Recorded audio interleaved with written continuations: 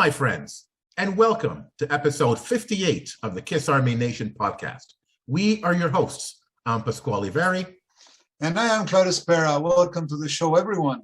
Our guest today really is what the Kiss Army Nation podcast is all about, the Kiss fan. Ron Williams is the author of, this is a mouthful, I Stole Your Love, the 100% true story of the 100% true Kiss fan. Here to discuss his book and to share some of his stories is Mr. Ron Williams. Welcome to the show, my friend. Thank you very much, Pasquale. Thank you, Claudio. I'm honored to be here. I've been listening and I'm pretty excited. So thank you very much for the opportunity. And thank you very much for writing this book. Again, to be honest, I haven't started reading it yet, but going to start real soon. Awesome, man. Awesome. Thanks. It's so nice to have you, Ron, and thank you for your time. And we're going to get the show going. So, Pasquale, in the introduction, he was mentioning a very interesting tagline for your book. It's a must read for anyone who grew up a Kiss fan or wishes they grew up as a Kiss fan. So we're going to talk about your book in a few minutes. But before we do that, so we would like to know a little bit more about you. So what was it like growing up as a Kiss fan? It was challenging at times. It was frustrating at times, but it was awesome. I'm fortunate that I have had Kiss as a part of my life almost for my entire life. I'm 49 years old right now. And, because of the book or as you see in the book, Kiss has been a huge part of my life ever since day one. So it's been pretty great. When they say it's difficult growing up as a Kiss fan, it's not urban legend. It's we were ridiculed as kids for liking Kiss, or they're a bunch of clowns, Kings and Satan's service. We've heard it all. It's true. All this is true. Yeah, and it was us against everybody else. So it was. Well, that I think that created some kind of a cult, and that's why we're so strong as a Kiss Army. That's what it is. I definitely agree. I think, for me, it was the 1980s, sort of the latter half of the 80s, even into the 90s for sure, before they put the makeup on. A lot of people scratching their head, right? You're still a Kiss fan, they're old, they're has-beens. And, then, of course, when they'd come out with a new album, well, they're trying to be Bon Jovi and they're trying to be Slaughter and they're trying to be Def Leppard. But like you say, Claudio, it just brought us closer together, I think, and strengthened that Kiss Army Nation. Nice.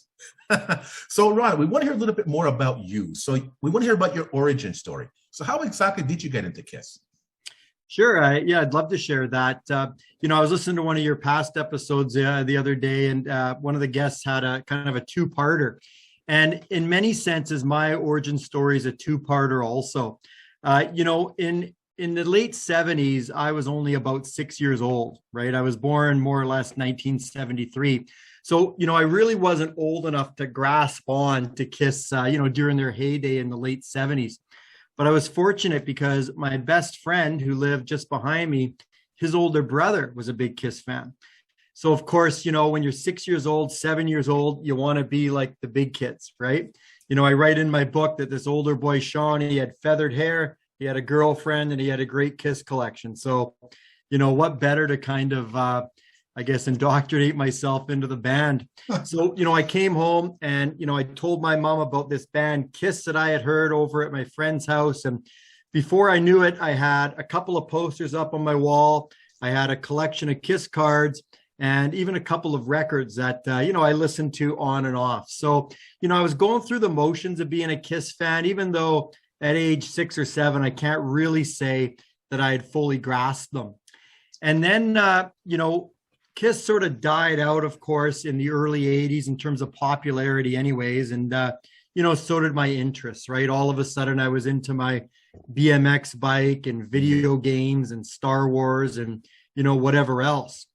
Finally, around grade, 5 or 6, sort of started getting back into music again, right? Was listening to a little bit of Van Halen. And, I knew some older boys who liked classic rock. My mom liked the classic rock, so I was getting into that a little bit. And, around that time, we sort of had a contest at school, right? For, who could amass the best cassette collection, who knew the best about rock music and so forth.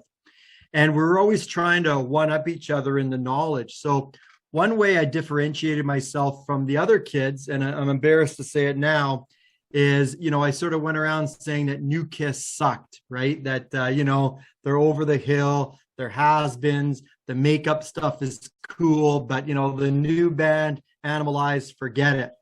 Well, a couple of weeks later, they announced that the Animalized tour was coming through Vancouver, right? And that's pretty close to where I live in Vancouver, Canada. So, I was in a real quandary because secretly, I remembered the glory days. I did kind of like Animalized, but at the same time, here I was sort of badmouthing the band. So nonetheless, I sort of threw my pride to the side. I went to the show, and, that's sort of the moment that Kiss grabbed me. It was, February 28th, 1985. And, since then, every single day I can say that, Kiss has been my favorite band, makeup or no makeup, doesn't matter.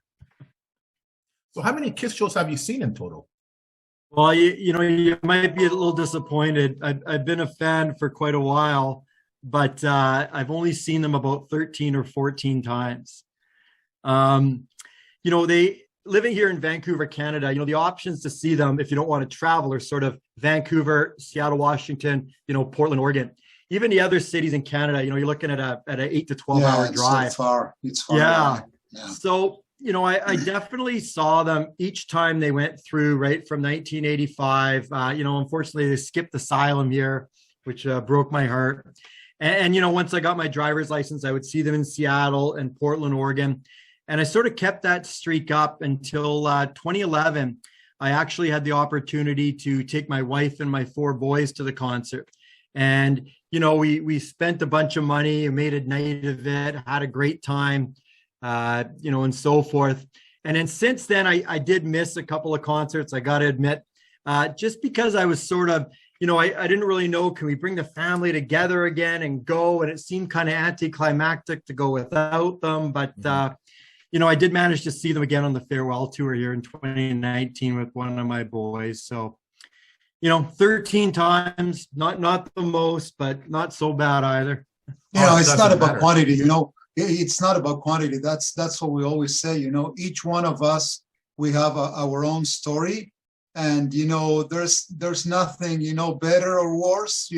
So we live Kiss, and depending where you come from or where you live, sometimes you don't have the possibility to see them 100 times or whatever. So, but the thing is enjoyment, and lead the band the way you want it. So that's what it is at the end of the day. I agree. Yeah. Did you have any opportunities to see any or experience any Kiss related events, like maybe the Kiss Cruise or Kiss Expos? Yeah, great question. Not very often. Again, I'm going to kind of blame my West Coast Canadian geographical position. There hasn't been a lot that's really went through, Vancouver or even Seattle. When Kiss did their official convention tour, they did go to Seattle. And I remember some friends of mine were going down there, and I was sort of a last minute call, but I was going to university at the time, and I didn't get my stuff together, and I couldn't take off for the day, which was pretty disappointing because, in those early 90s there, I was Kiss obsessed. So, we've had the tribute bands have come through. There's been a couple of really good ones. One in particular played all the time. There was a Kiss My Ass album release party where we kind of got to come together with various fans. But, I've never been to on the cruise, unfortunately. I understand you have, Pasquale. Yeah, both of us have a few times. Claudio, you too. Congrats. Yeah. I guess, what I might acquaint it to is the fanzines, right? Especially in the early days before the internet, we had these fanzines like Firehouse Magazine and a couple others. And that was kind of a place for, fans to come together. I wrote lots of letters to different fans, traded things back and forth. So that was kind of my version of the Kiss conventions, I think. That's it. Exactly. Oh, the years of the fanzines, that was the good old times, you know? I mean, Oh yeah, man. Oh my goodness. we weren't inundated with Kiss and internet all the time. It's like everything was so new and different and exciting. You know, with each passing episode of any fanzine. I used to collect Firehouse. Still love that magazine. Have you ever met the band? I have. I've met some of the members of the band. When Kiss came through Vancouver for the Hot in the Shade tour, you know, I had just started college. I guess I was 18 years old, just graduated from high school. And, you know, for some reason, my friends and I had the idea that we'd sort of skip our day of classes and head down to the arena in the afternoon, just kind of wait around outside, maybe catch a glimpse of them somewhere. So, of course, we arrived around 2:00 and there was sort of a smattering of other fans. And, you know, right away, we started talking to one of the roadies. And if memory serves, he was probably a little closer to 30. And, you know, he thought he was pretty special, right? He was basking in the attention, right? Telling us all about Kiss and so forth. So about an hour later, he came out with like a chamois, like to polish things. And he told us that if we each polished one wheel of the tour bus, that he would give us a backstage pass. Wow. Well, the trust factor was a little bit low, and my buddies and I were fairly skeptical. But, you know, we weren't going to take a chance, so we decided Of to course. do it anyways. Yeah. It only took probably about, I don't know, 10 minutes each to you know, shine this wheel. And then sure enough, he liked the work. So he came out with not a backstage pass, but a pre-show pass.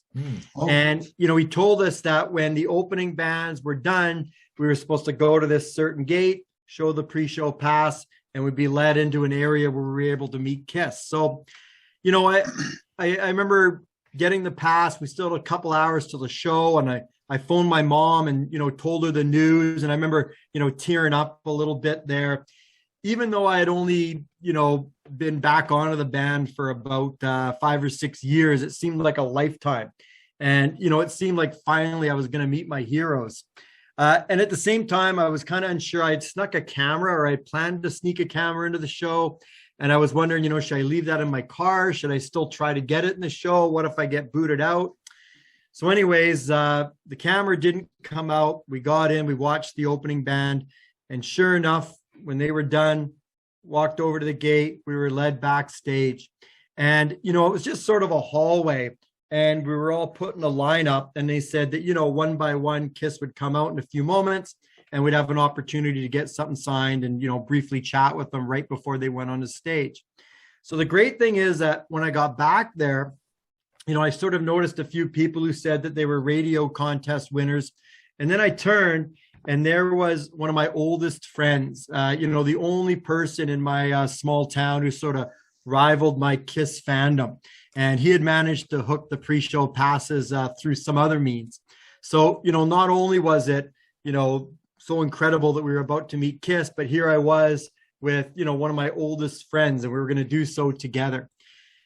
So moments later, Bruce Kulick comes out, and I had bought a poster, right? Because I didn't bring any memorabilia or anything like that. So I got him to sign it, chatted with him for a second. Then Eric Carr, you know, the heart started racing a little bit more, right? He had been around a little bit longer. You know, he was just great, got his autograph.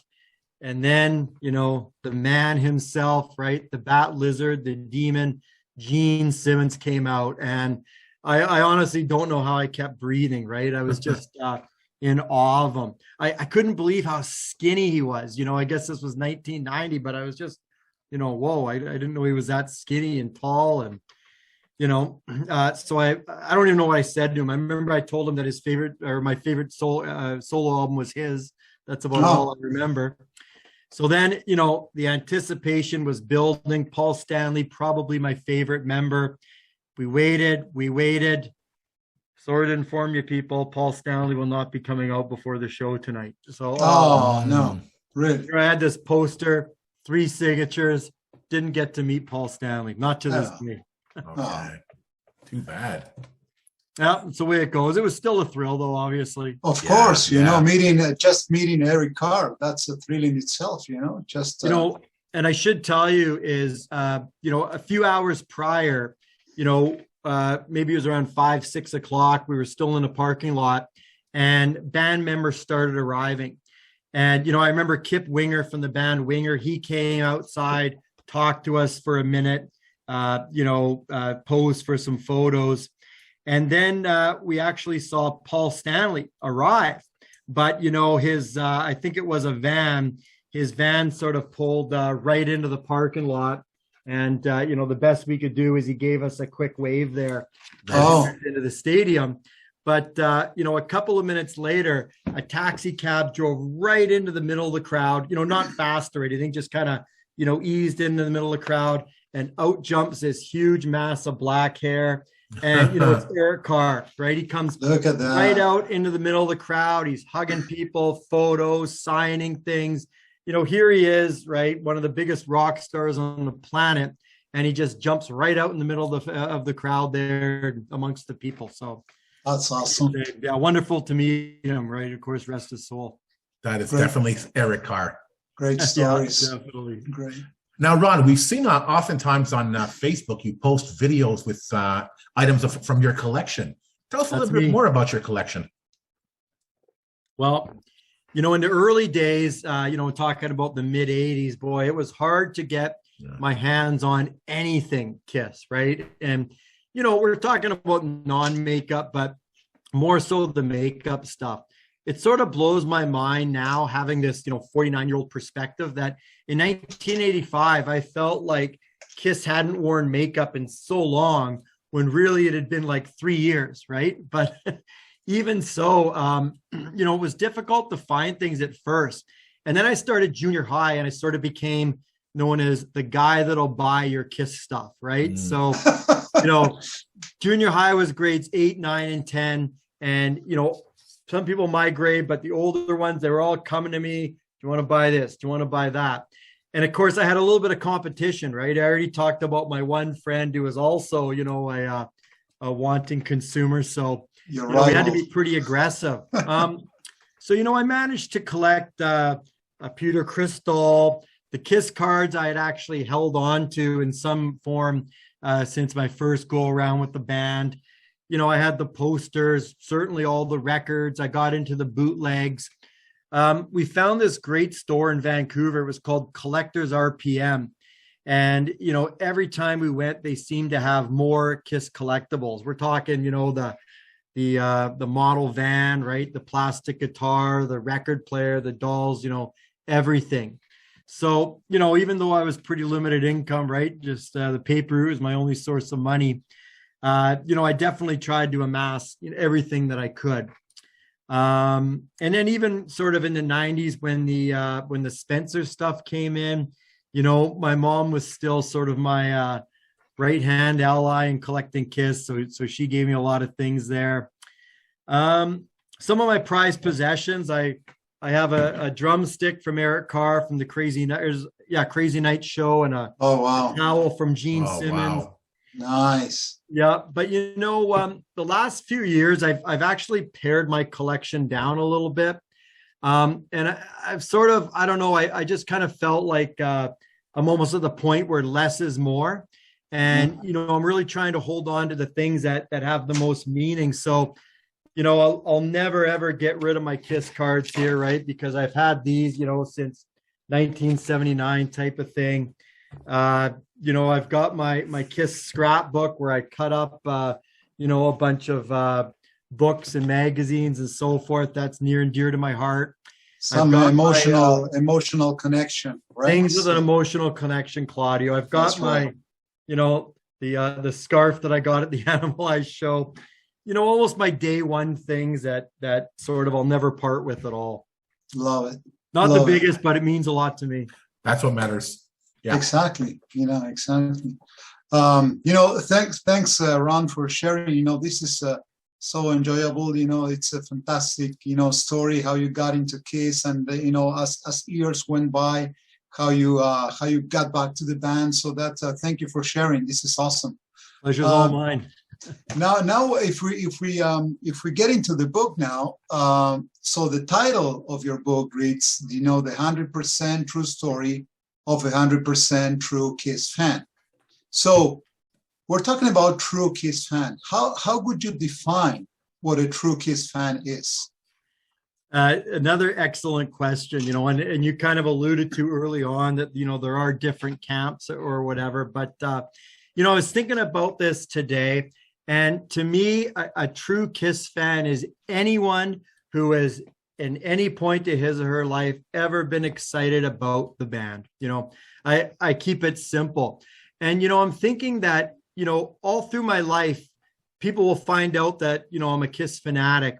And they'll sort of come up to me and want to tell me, oh, I love Kiss too. I'm a huge fan, right?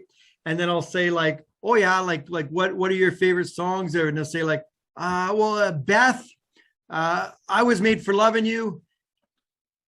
I love those songs, and I'll realize like that's all they know probably, right? But, I'm certainly not going to say, well, you're not a real fan. And, it's just awesome. I love those songs too, put it here, right? The Kiss brotherhood or sisterhood, right? So, I really do consider it anyone who's ever been touched by the band. And that just includes, so many people, right? If you consider that, the first generation of Kiss fans were, probably born sometime in the early 60s, right? Yeah, exactly. And then you have Kiss fans that, were born well into the 2000s, right? My kids are Kiss fans, right? And they were born in the early 2000s. And, fans, the band really means so many different things to everybody, right? Everybody has their era, how many have been around since day one? Like, when I've listened to people who are maybe a little older than me or read things, they talk about how there was even a backlash around the Destroyer era, right? Yeah. And some people said, well, they're selling out, right? The only real Kiss fans are the ones who are sort of pre-1975. Well, if that's the definition you're going by, you're excluding there are not many. A lot of people. That's right. Yeah. Right. And one thing that I've always loved about being a Kiss fan is it definitely seems like it's, contagious, right? Infectious.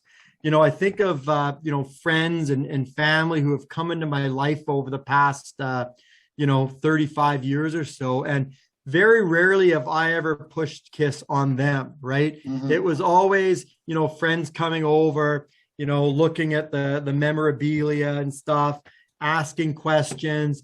And then, of course, can I borrow a book? Can I borrow that cassette? Do you mind if I take that VHS tape home? So I think of all those people when I think of a Kiss fan.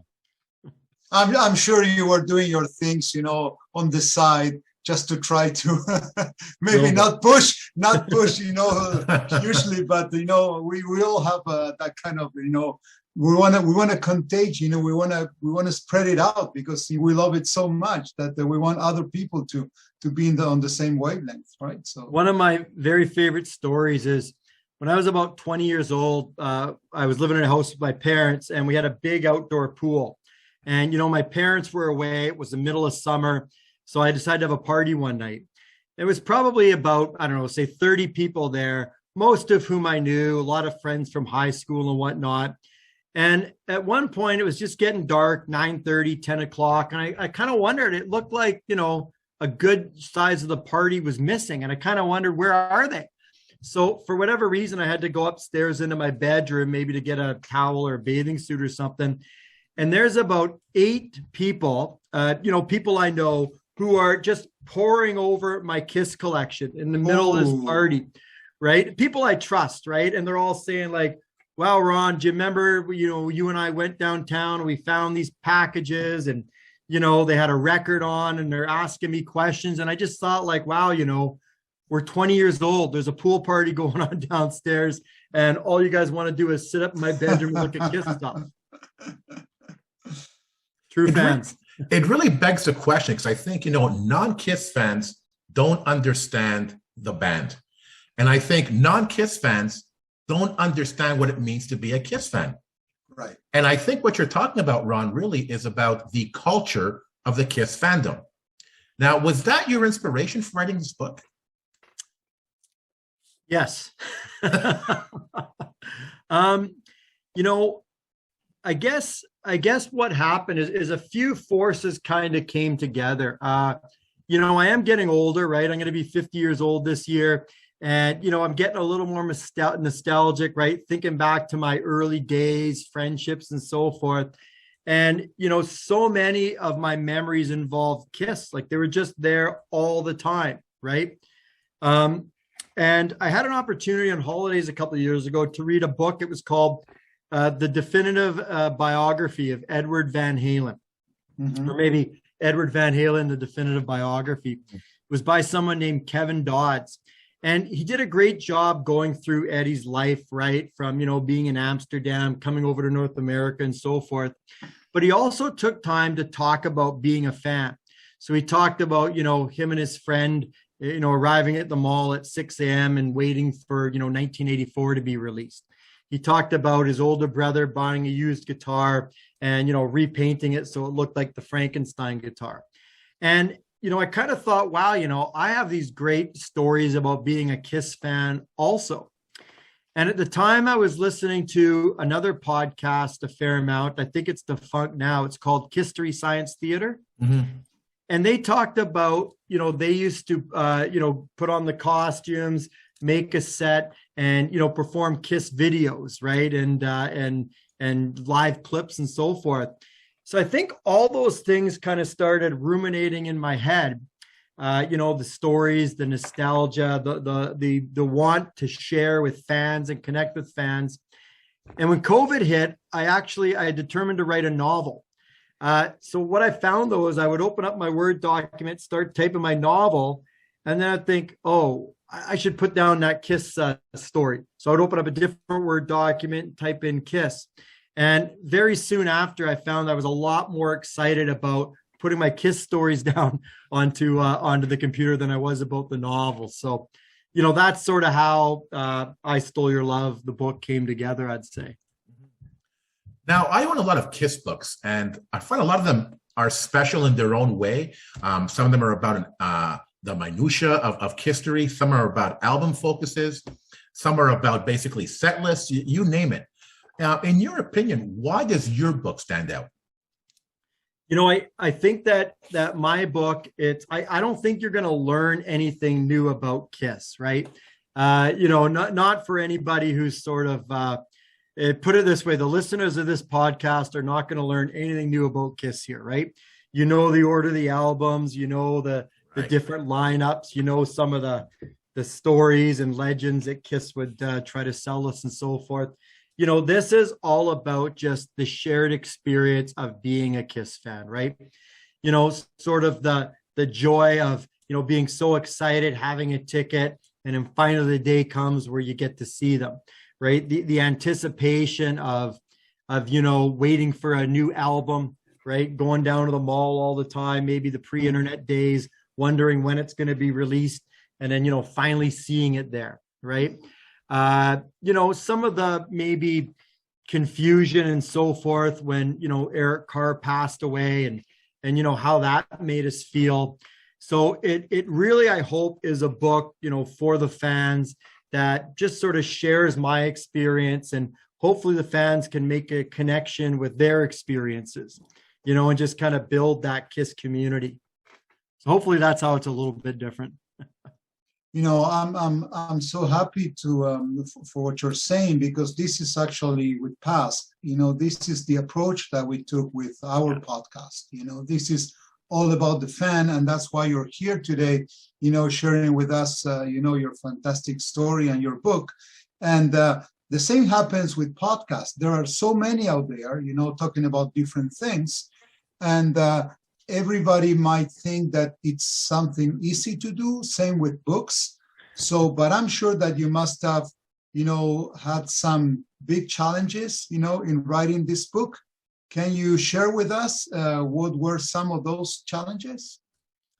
Yeah, the stories came pretty naturally. I guess they're just near and dear to my heart.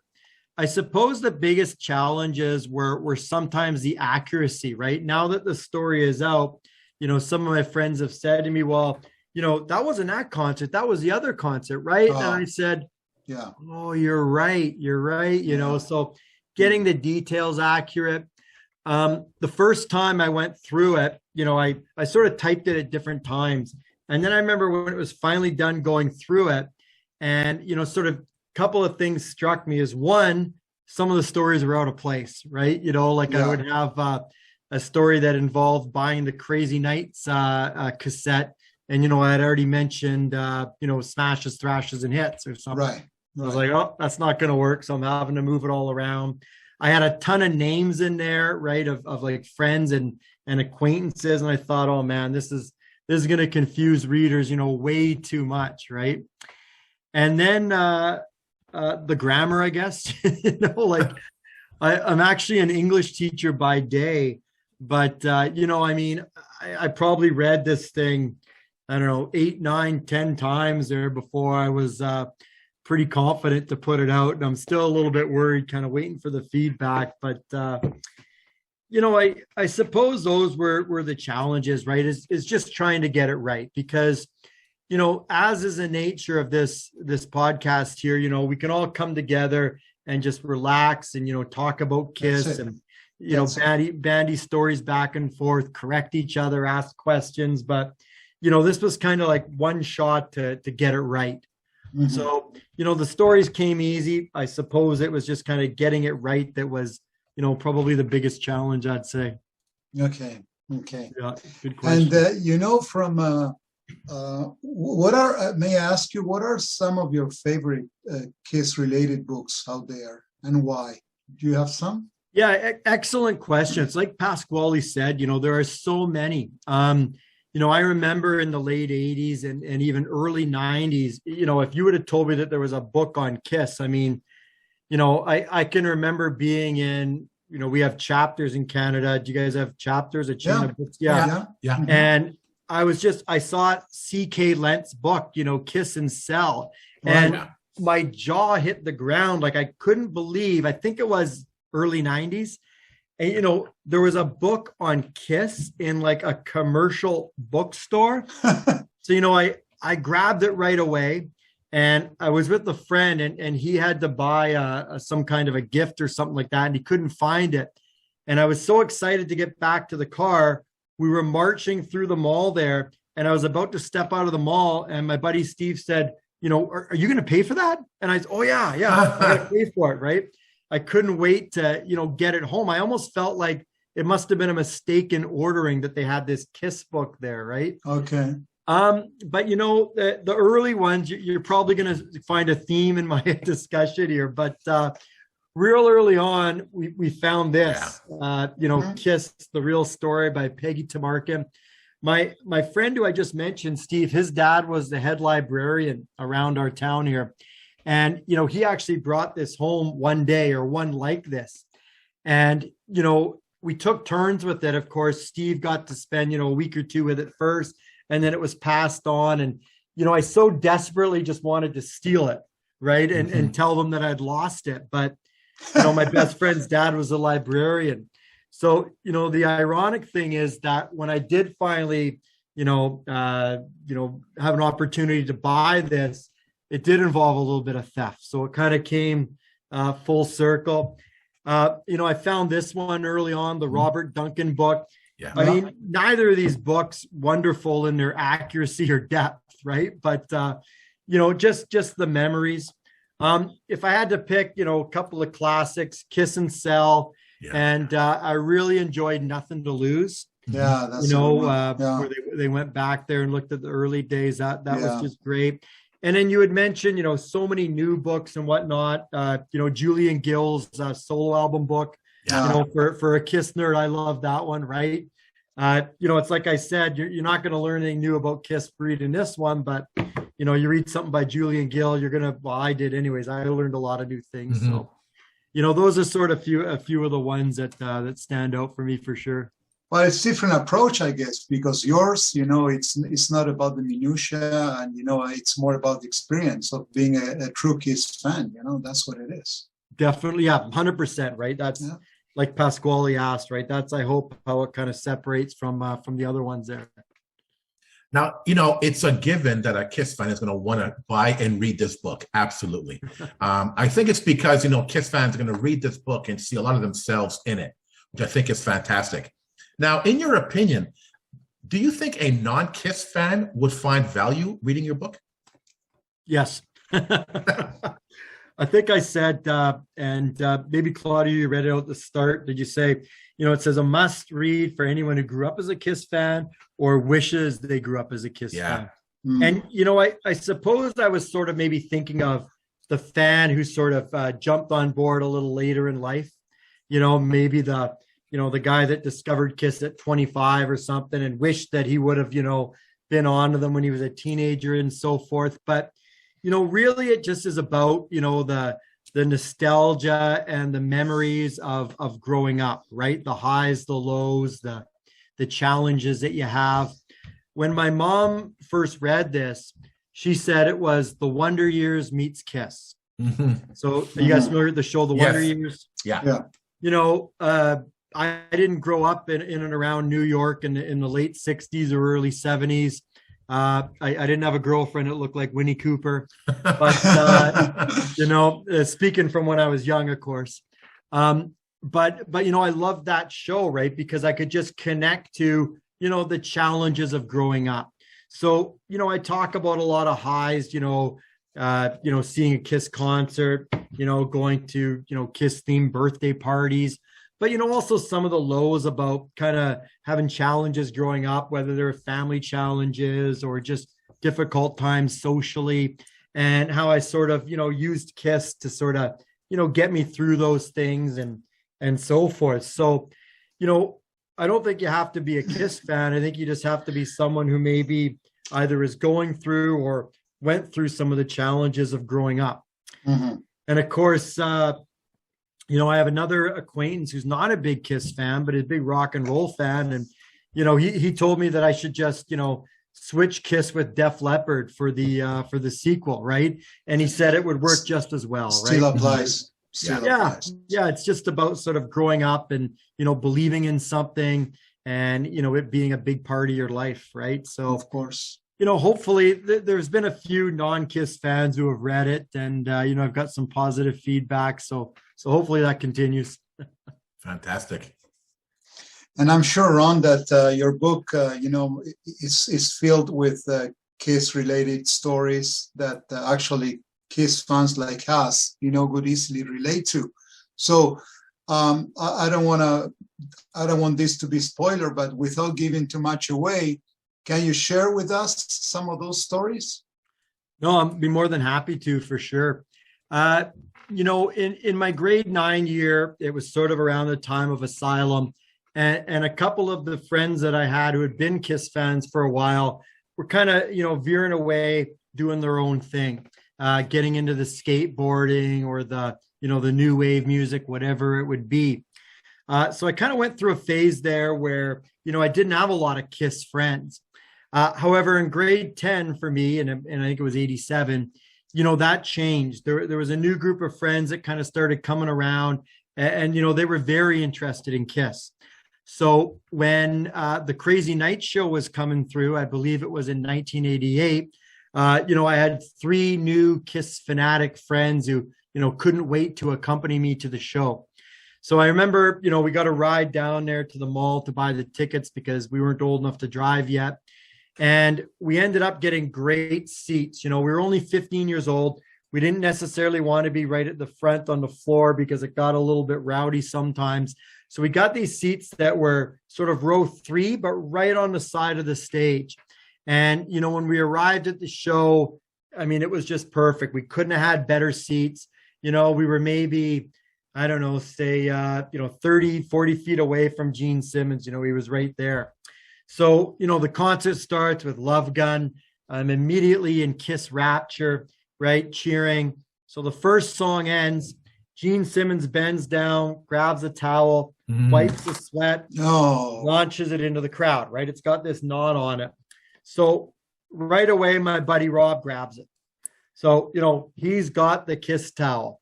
And in the back of my head, I'm thinking, is he going to give it to me, right? They're new Kiss fans, but, I'm a Kiss fanatic, right? So he's smiling at me, waving the towel and so forth. Well, Gene proceeds to throw one of these out after each song. So a couple songs later, it comes tossed over there. My buddy Darren catches it. So now I got two friends with a towel, and of course, I'm left out. A few songs later, my buddy Steve catches one. Oh, come on.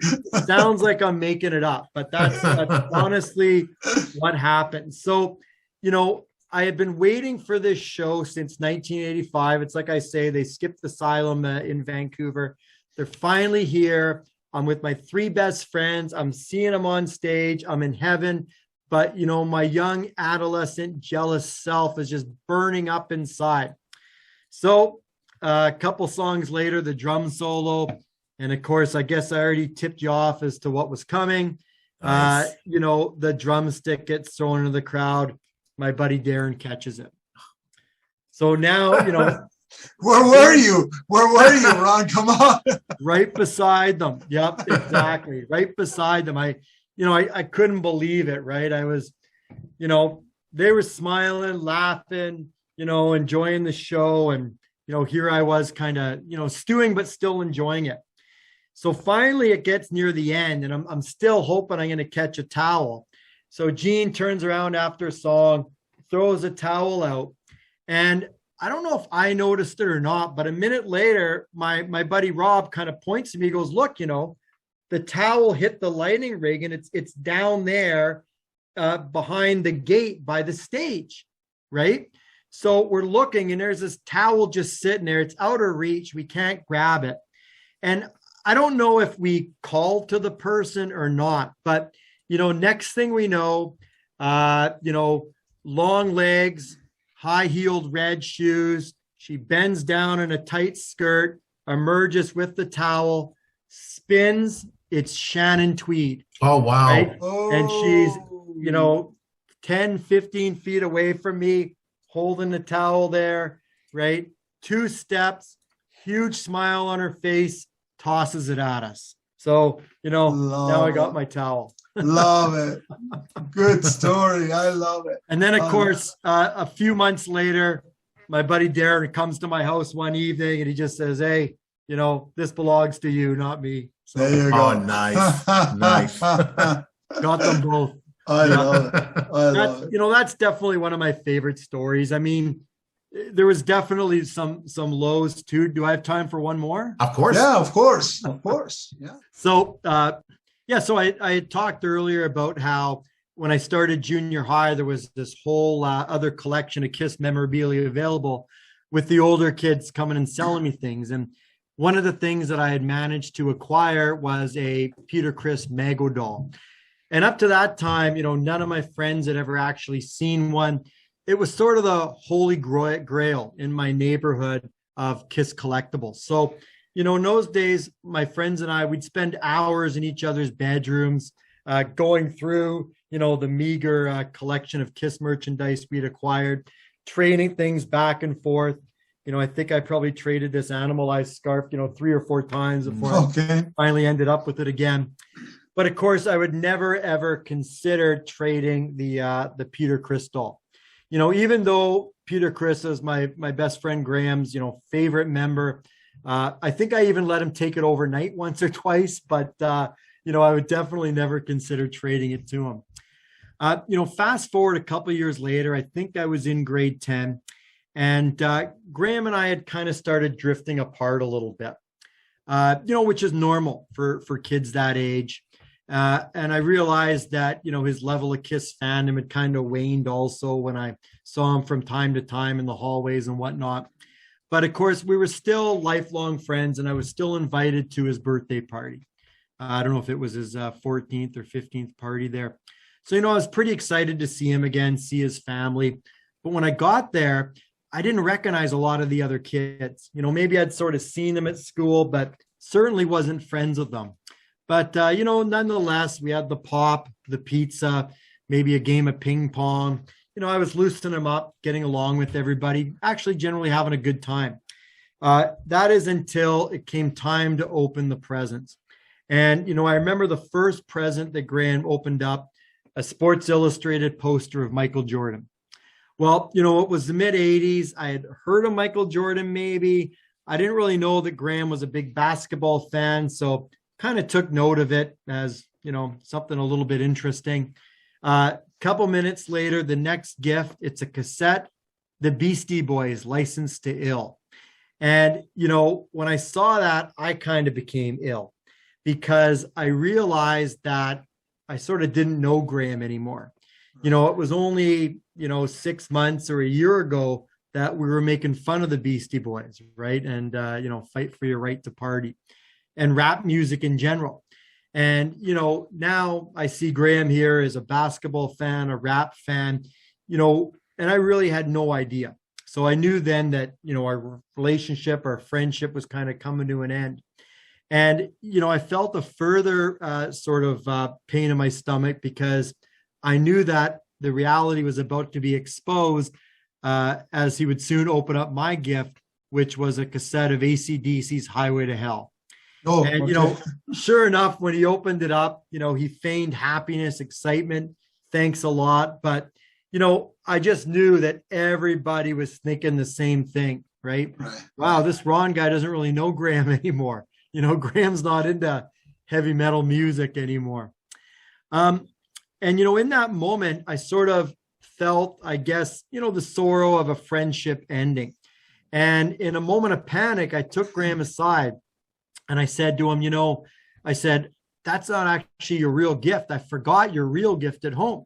So he said, oh, great. What is it? And I said, well, I want you to have the Peter Criss doll. Oh.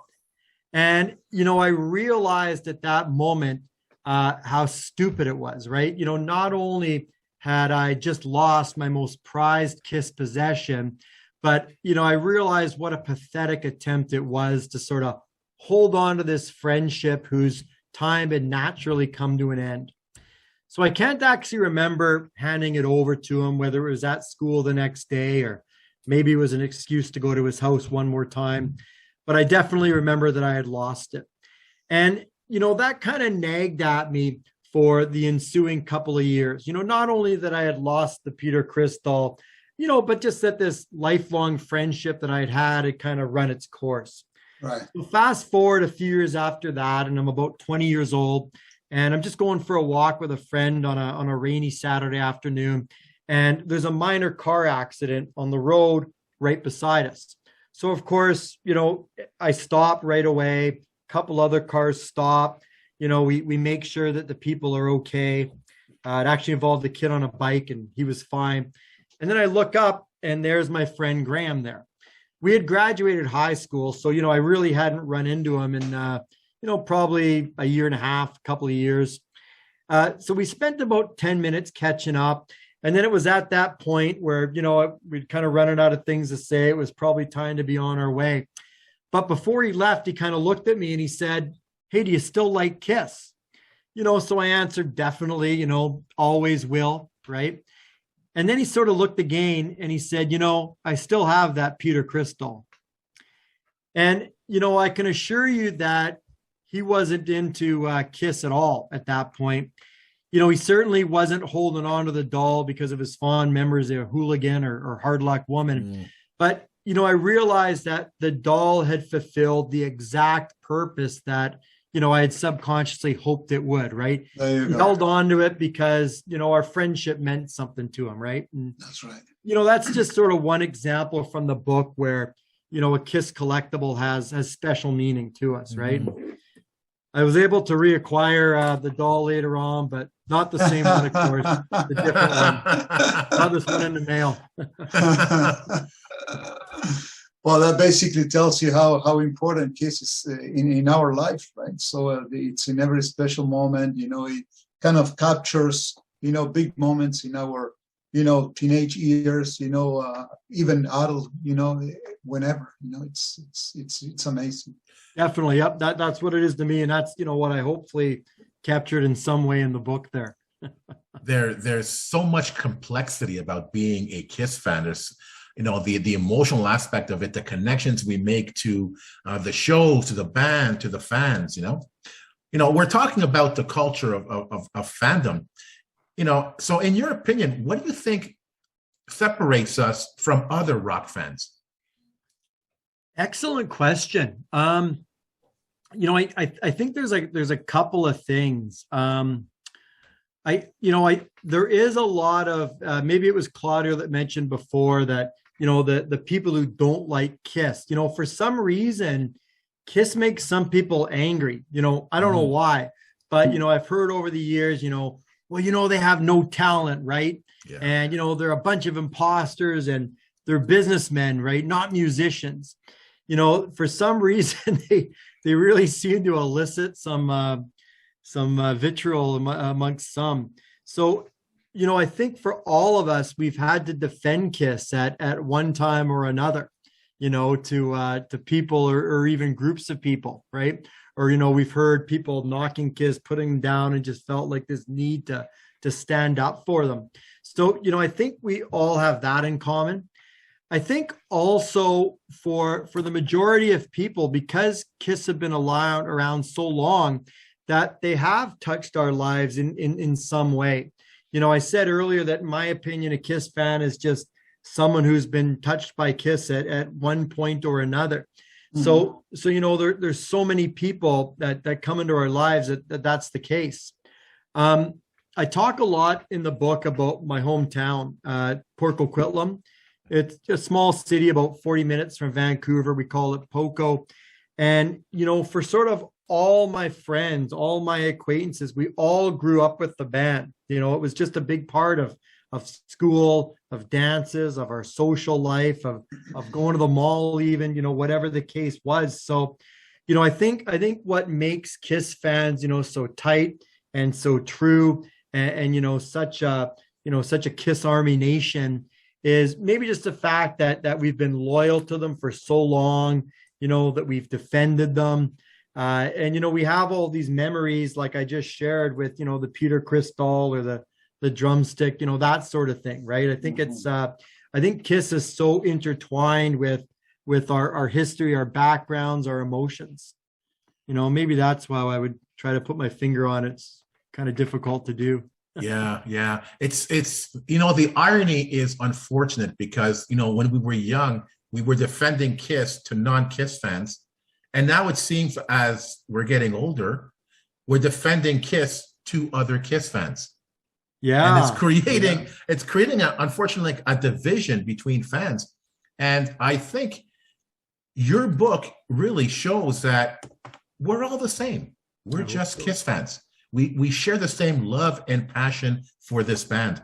I hope so. Was that the intended message of this book, to tell fans like we're all the same? Just love the band for who they are, enjoy the band, enjoy the moment?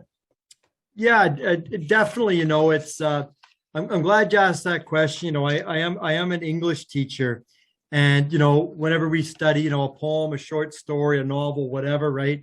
The end is always sort of, what's the message, right? What's the theme? I actually ended my book with this great quote here.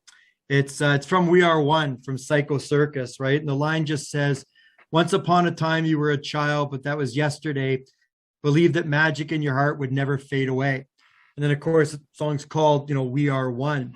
And I suppose the main message I was trying to capture is just sort of to be proud of being a Kiss fan, right? To never forget that magic that was in our heart when we first discovered the band, whether we were kids, teenagers, adults, whatever the case is, just to sort of stay true to something that we love, right? And celebrate it and take pride and be proud of it. I talk in the book about a lot of the messages, right? Especially in Paul Stanley's songs, right? Talk like I talk, my way, staying true to yourself, that type of thing. I also wrote near the end, this is in 2019, January. I'm seeing Kiss for the farewell tour, right? End of the road tour, I should say, realizing it's likely the very last time I'll ever see them. And I'm there with my oldest son, Jack. And I write, in some ways, being at the concert felt not like a victory, but a personal vindication. The vindication that the 12-year-old boy arriving to Miss Rafesky's class at Cedar Drive Elementary on the morning of Thursday, February 28, 1985 was right. Kiss was and would be my favorite band for life. Felt good to know that in some way I had stayed true, had remained that same person. And, for me, that I guess is the theme of KISS, right? Is just, celebrating something, staying true to yourself and believing in it. So, hopefully if people read this book, they'll have some laughs, they'll share some heartfelt stories and just put it down, feeling good about themselves, right? Feeling pride in being a KISS fan. That's great. Hopefully. This is so lovely. I could be listening to you forever. It's like it's like music to our ears. Because this is actually a true story for each one of us. And the fact that you were able to put that into words and pages, and actually that everybody can have access to it. This is amazing. This is really amazing. We can't thank you enough. For creating this beautiful piece. Mm-hmm. Well, thanks a lot. I had a lot of fun doing it. And Ron, at the time of this recording, your book has been released for 2 weeks now. Yeah. Right. Mm-hmm. So how is the book doing? Excellent question. It's really hard to tell. When I wrote this here and I thought, how am I going to get it out? And I sent some proposals to a couple of publishers and heard a thanks, but we can't do it from one of them, and heard a give me some time from another one, didn't hear back. So, I decided to just do it on my own, right? Just to get it out there on Amazon. But I looked and, they said that most self-published books in Amazon actually sell fewer than 100 copies, so I really didn't know what would be a success and what wouldn't be a success. Okay. So, I tried to price it so that hopefully I just kind of recoup some of the money that I spent to get this out. But in terms of how it's being received, Claudio, I'm just absolutely thrilled, right? Much more important in the book sales, just the comments that I'm hearing, right? Right. And I'm seeing people, friends, acquaintances, or complete strangers sort of email me or message me on Facebook just saying, thanks. I love this story. It touched my heart. I can relate to it. And, that's the main thing. So, from that standpoint, I think the reception's been just excellent, right? This is great. So I think you mentioned that before, but where and how can fans get the book? How can you get it? Thanks for asking. You can find out more information. I have a Twitter account going @TrueKissFan where I post a lot about the book. I have a Facebook page. So if you go onto Facebook and type in I Stole Your Love book, you'll find information. But actually, the only place that you can get this is from Amazon, right? Because it is self-published through Amazon. So it's available either in ebook or in print book, but only on Amazon. It's .com, .ca, all of them? Yeah, exactly. Yeah, whatever country you're in. If by chance it's not available in your country, that's some kind of an oversight, and just email me and I'll get to the bottom of it, or I'll order one myself and mail it to you, whatever I have to do. But I think it's available everywhere. Okay, cool. Oh yeah, I found mine on Amazon.ca. Yeah. Okay, cool. Yeah. Actually, do I have time for one super quick story? Absolutely. Of course. As I was getting ready to do this, I was about a week away from launch. And I had my Facebook page up. And then one afternoon, I get a message on my Facebook page and it says, is this book going to be available in Canada? So I replied to the guy through Facebook Messenger. I say, yeah, definitely. I'm in Canada for sure. It will be. And he says, great. I'm Canadian. I'm going to buy it on Amazon.ca right away. And I kind of looked at the name, Gary Smith, right? It's a pretty common name. So, I go into my Word document and I go search Gary Smith and his name comes up in my book. So he's still on Messenger. So I say, hey, did you ever live in Scarborough, Ontario? And he says, I still do live in Scarborough, Ontario. And I say, did you ever used to write letters to Firehouse Magazine? And he says, yeah, a couple of times.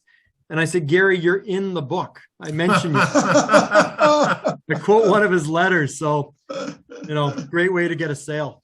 Oh, that's crazy. I love it. So, Ron, before we wrap up the show, any last minute words you want to give to the KISS Army out there? I would just say that, just celebrate being a KISS fan, right? Enjoy it, take pride in it. It's like you were saying, that's the whole feeling with your great podcast there is just to be together and celebrate being a Kiss fan. And, that would be my only message, right? Just take pride that we've, clamped on to something special. No, I really, really enjoyed this interview, Ron. It was such a pleasure listening to you, listening to your stories, and talking, of course, to a fellow Canadian, a fellow teacher. I'm also an ethics and English teacher. Oh, okay. I didn't know here in Montreal. Yeah. Excellent. And again, like listening to you, I reminisce about my own stories and my own history and how important Kiss is to me and in my life, And I really hope our listeners get your book, give it a good read, and in a sense, learn something about themselves, and and how important it is to cherish every moment of our lives. And I often tell people it's important to have a passion. It doesn't have to be Kiss, but it's important to have that passion, And as Kiss fans, we are so blessed to have this band in our lives, and it's just incredible. I think you did a better job summing up my message than I did. Well, I have to second, what Pasc just said, Ron. This has been amazing. A very, very enjoyable, episode, and getting your stories and your approach. You're so humble, and we love it. So actually, to me, this is one of the best episodes we run, and we're so happy to have you here with us. I can't wait, to have a second round with you. And if you happen to be on the East Coast, come to visit us here in Montreal, and we'll do the same if we go to your site. So can't wait to meet you. Yeah, definitely feel the same way about Vancouver for sure. Thanks, Claudio. I appreciate it. Thank you so much. So, Ron, thanks again. Thank you very much, guys. Appreciate it. And to the Kiss Army, thank you so much for listening. We hope you enjoyed this episode, and remember, never stop rocking. Take care, everyone. If you enjoyed this episode, like and subscribe on YouTube, or follow us on Spotify, Automatic, iHeartRadio, or wherever you listen to podcasts. Don't forget to make yourself heard. Leave us a comment on Facebook, Twitter, or Instagram. See you all soon, Kiss Army.